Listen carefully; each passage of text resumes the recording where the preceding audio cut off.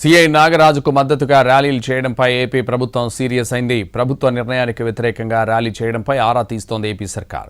నిన్న కేబినెట్ సమావేశం తర్వాత మంత్రులతో ఈ విషయం ప్రస్తావించారు సీఎం చంద్రబాబు.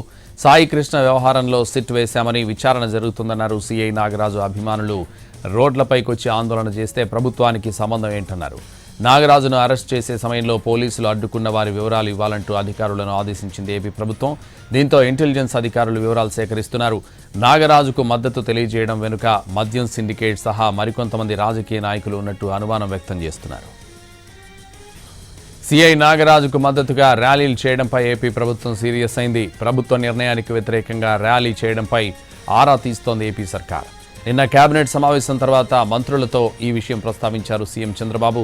సాయి కృష్ణ వ్యవహారంలో సిట్ వేశామని విచారణ జరుగుతుందన్నారు. సీఐ నాగరాజు అభిమానులు రోడ్లపైకొచ్చి ఆందోళన చేస్తే ప్రభుత్వానికి సంబంధం ఏంటన్నారు. నాగరాజును అరెస్ట్ చేసే సమయంలో పోలీసులను అడ్డుకున్న వారి వివరాలు ఇవ్వాలంటూ అధికారులను ఆదేశించింది ఏపీ ప్రభుత్వం. దీంతో ఇంటెలిజెన్స్ అధికారులు వివరాలు సేకరిస్తున్నారు. నాగరాజుకు మద్దతు తెలియజేయడం వెనుక మద్యం సిండికేట్ సహా మరికొంతమంది రాజకీయ నాయకులున్నట్లు అనుమానం వ్యక్తం చేస్తున్నారు. ఇదే విషయానికి సంబంధించి మరింత సమాచారం మా ప్రతినిధి ప్రసన్న ఫోన్ లైన్లో అందిస్తారు. ప్రసన్న.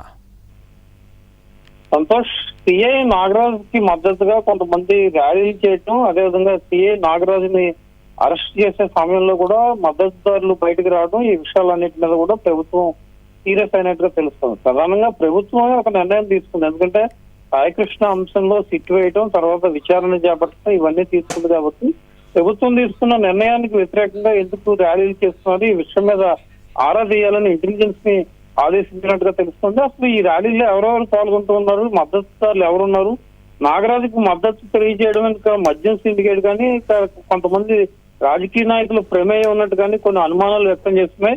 ఇప్పటికీ ఇంటెలిజెన్స్ దీనికి సంబంధించిన వివరాలు సేకరించి ఒక నివేదిక కూడా తయారు చేసింది. గత 4 రోజులుగా నాగరాజు ఇంటి దగ్గర సింగనగర్ లో ఉన్నప్పుడు కొంతమంది మద్దతుదారులు వెళ్ళడం, అరెస్ట్ చేయకూడదని ఆందోళన చేయటం, నిన్న కూడా వాళ్ళు సీరియస్ గా రావటం, విచారణ జరుగుతున్న ప్రదేశానికి వెళ్ళటం, ఈ అంశాలన్నిటి మీద కూడా ప్రభుత్వం ప్రత్యేకంగా ఫోకస్ పెట్టినట్టుగా తెలుస్తుంది. ఎవరెవరు ఉన్నారు, దీని వెనుకున్న ఏంటి, రాజకీయ నాయకులు లేకపోతే ఇతర పార్టీతో ప్రమేయంతో ఇలా జరుగుతుందో అనే దాని మీద ఆరా తీస్తుంది. ఇంటెలిజెన్స్ నివేదిక ఇచ్చిన తర్వాత మరింత స్పష్టత ప్రభుత్వం నుంచి మనకు వచ్చే అవకాశాలు అయితే కనిపిస్తున్నాయి. Santosh. Right, thank you Prasanna.